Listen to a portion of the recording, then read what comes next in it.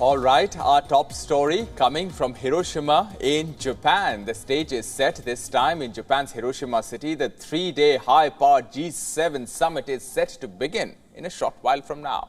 Right. What's expected to dominate the agenda, as we've discussed earlier as well, is the Russia-Ukraine war and China's so-called coercive economic politics. The leaders of the group of 7 nations have already arrived for the summit. These are Joe Biden, Rishi Sunak, Justin Trudeau, Olaf Scholz, Giorgia Meloni, Fumio Kishida and Emmanuel Macron. They've already begun their bilaterals as well and are getting ready for this first session of the summit, which is set to begin in just a couple of hours from now.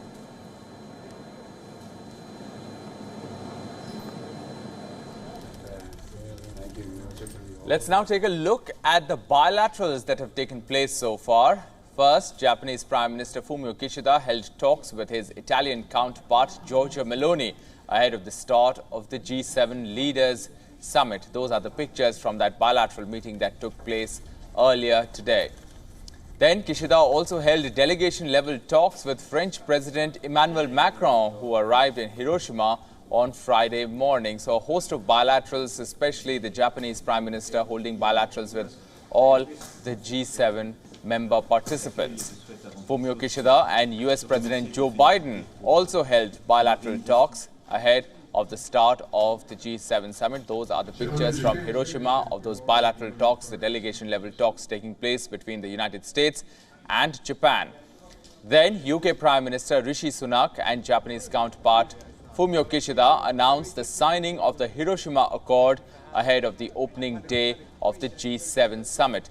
This includes a semiconductor supply chain amid an increasingly competitive market.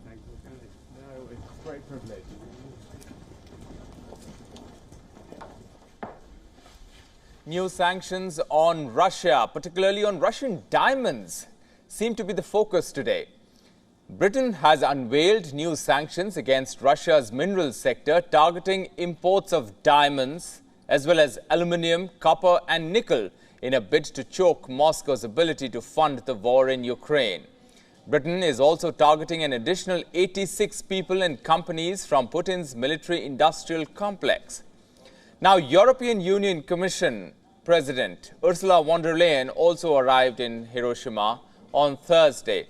Now, European Council President Charles Michel has said that G7 bloc will target the lucrative trade in Russian diamonds as part of a renewed push to hamper Moscow's war effort. So Russian diamonds here, a focus on day one of the summit.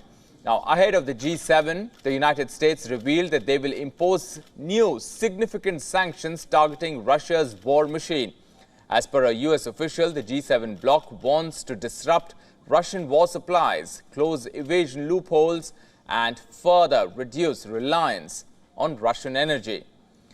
On a historic occasion, Brazilian President Lula da Silva also arrived in Hiroshima mere hours ago.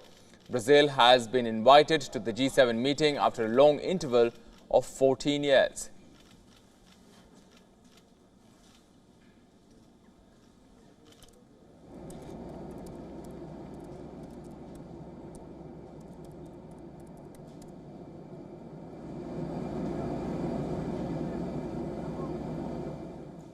And Indian Prime Minister Narendra Modi will also be attending G7 summit. He has a power-packed schedule. Let's go across to him, who has a great explainer for us.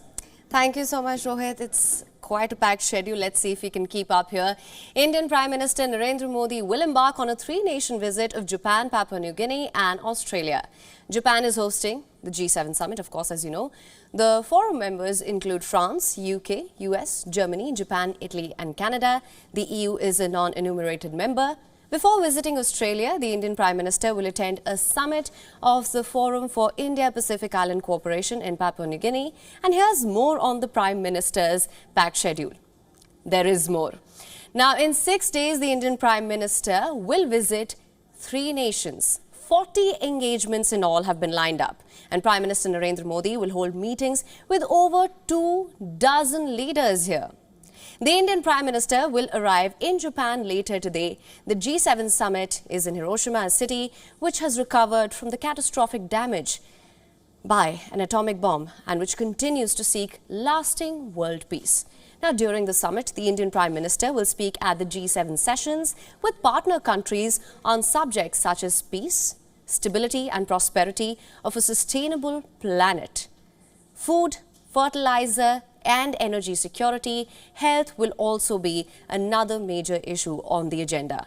Prime Minister Modi will also speak on other issues of global importance such as climate change and environment as well as gender equality.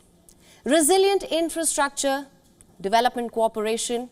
Remember, this visit to Japan, it also includes bilateral meetings with Prime Minister Fumio Kishida, other G7 leaders, of course, as well. As I mentioned here, bilaterals with Prime Minister Fumio Kishida, other G7 leaders. The Indian Prime Minister will then travel to Papua New Guinea.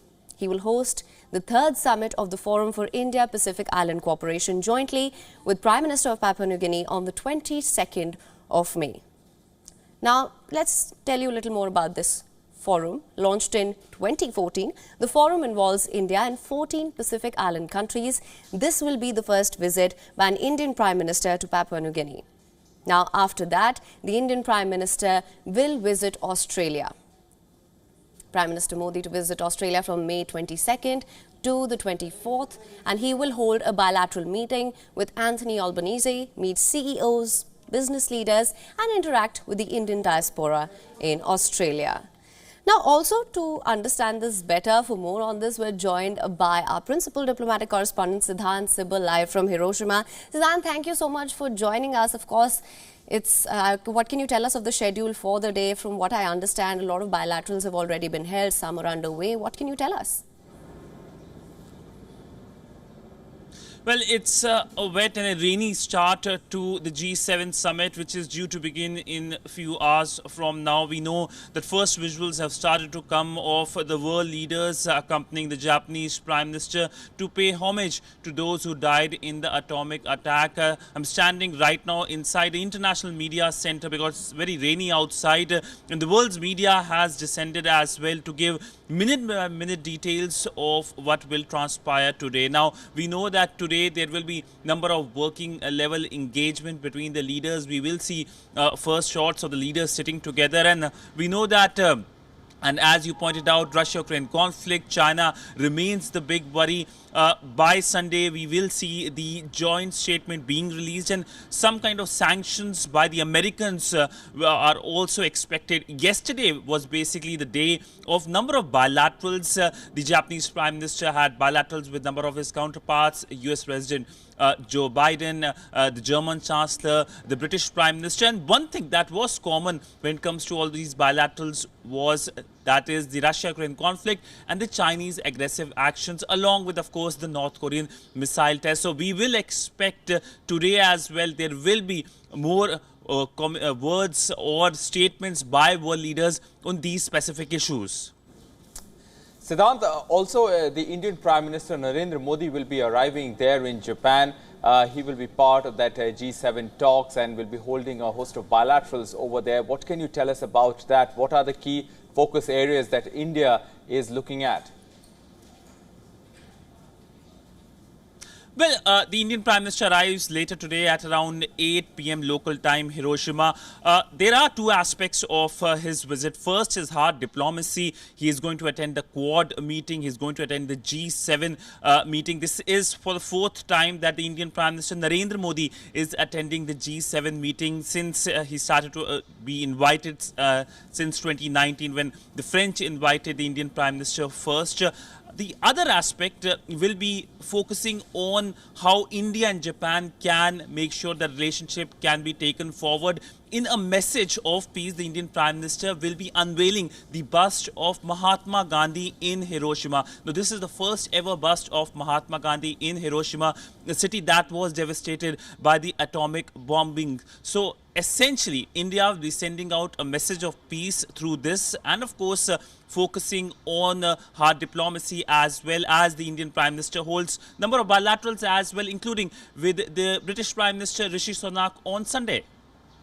All right, Siddhant, keep tracking those developments for us for the moment. Thanks very much for joining us with those details from Hiroshima.